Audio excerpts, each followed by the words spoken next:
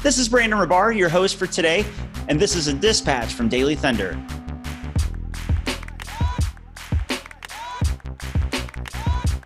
Every story, every game, every day. Welcome to the Daily Thunder podcast. I'm your host, Brandon Rabar, beat writer for dailythunder.com. And normally for these rapid reaction dispatches, I'm joined by Ryan Woods, but Ryan bailed on me last second. And I was like, who can I get to come on with me at the last minute who's doing nothing else, has nothing else better to do? Oh, our producer, Rachel Jameson. How you doing tonight? A lot better before you're so rude to me, Brandon. You are scraping the bottom of the barrel, though. I'm not going to lie about that.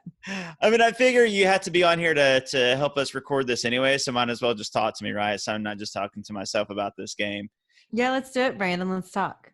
Okay, so Thunder versus Suns. I mean, this is going to be a quick one, folks. There's not much to talk about here. The Thunder basically were playing Chris Paul and their second and third stringers. I mean, if we're going to be honest, the starting lineup was Chris Paul and then an undrafted rookie free agent, Lou Dort, then the number 23 overall rookie pick, Darius Bazley, third stringer, Abdul Nader, and third stringer, Mike Muscala. Now, that's not to belittle those players because I like all those players, and we'll talk about Darius Bazley in a minute. And we all know how I and you and every Thunder fan feels about Lou Dort.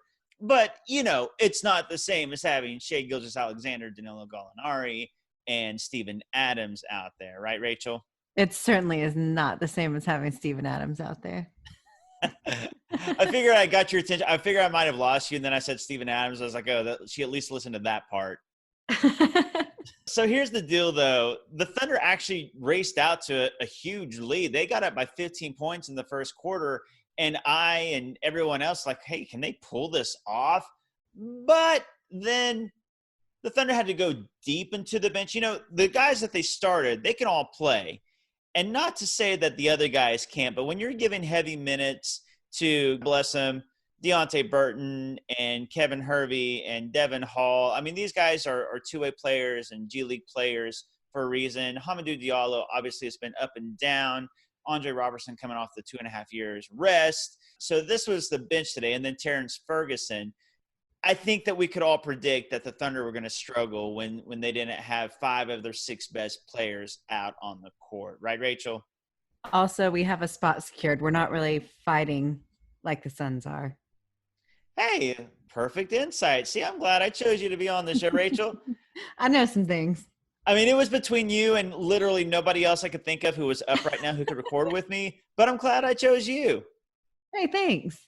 But yeah, it's right. The Thunder just don't have anything to play for, really. I mean, the Jazz are trying to out-tank them for the number 6 spot to play the Nuggets.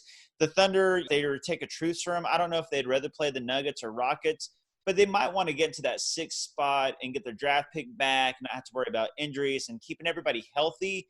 And I think that's what they're trying to do. Are any of these injuries serious? No, they're not serious.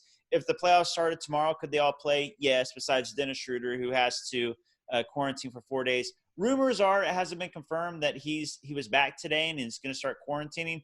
Nobody knows that for sure. Supposedly, there was a Zoom message call thing between he and the people he was in the virtual crowd with at yesterday's game against the Wizards, and he supposedly told those guys that he was coming back today. And if that's the case, then he could play on Friday versus the Clippers. What do you think? Can we trust the virtual fans that they're telling the truth? I don't know if that's a reliable source or not. I don't know if so. I mean, it's really cool that he just went there and dropped kind of a bomb like that. Well, I think it's hilarious that basically these virtual fans outscooped all of the OKC media, including me, and I just applaud them. I think that's great. I agree. I can't wait to be a virtual fan myself.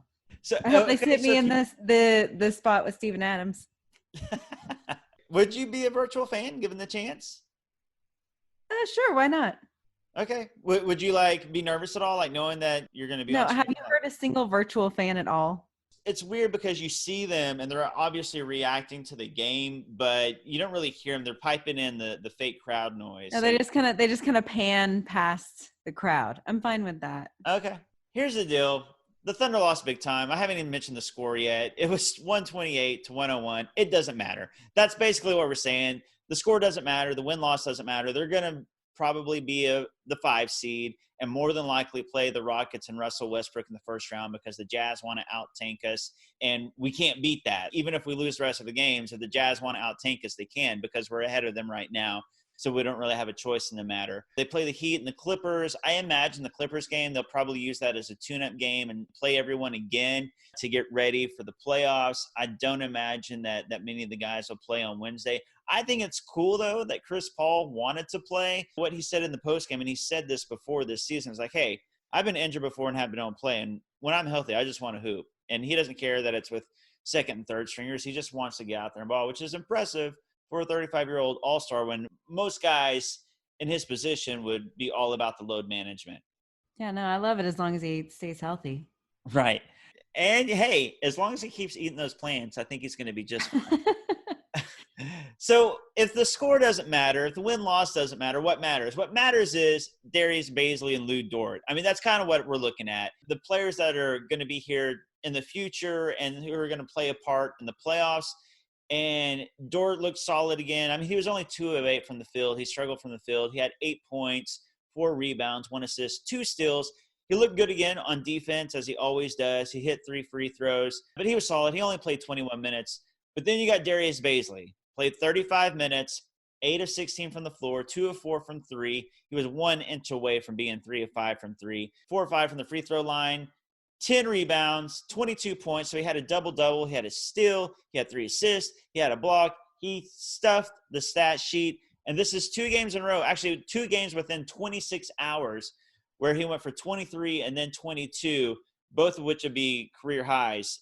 What do you think about Darius Bazley and how he looks? And you think it's fluky, or do you think the Thunder fans can be excited about Darius Bazley's future?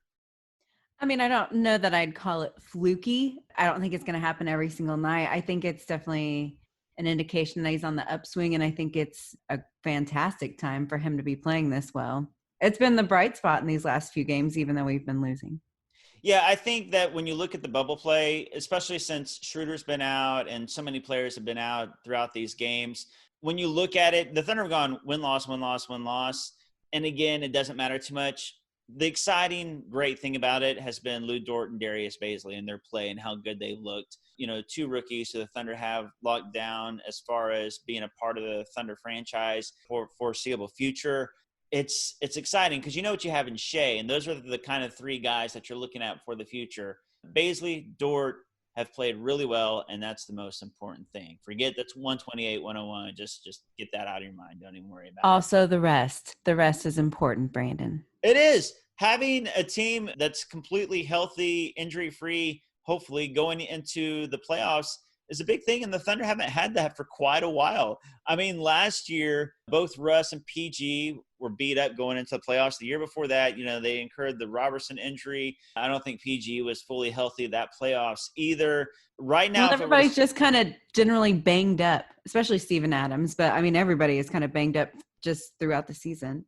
Yes, and Steven Adams is a great point. He's the last few playoffs people have talked about how he doesn't look quite as quick. He does look beat up because he gets beat up more than any other guy in the league because he's that kind of player. He's a physical player. And other players kind of have the green light to beat him up because refs know how tough he is. Like, he can handle it. It's fine. One last thing I want to mention, Andre Robertson to me looked really good in his 13 minutes. Again, low minutes, but he scored 7 points. He was 1 of 3 from 3, but even the 2 he missed, they looked good. They looked better than he used to shoot without the hitch, no hesitation, full confidence. He had 6 rebounds and an assist, was 3 of 7 from the floor, and looked good defensively. The 3 guys that I would hope to look good, Bazley, Dort, and Robertson, did look good. And shout out also to Mike Muscala, 2 straight games being on fire from the 3-point line, and hopefully he gets some minutes in the playoffs. Rachel, any last thoughts before we cut this off?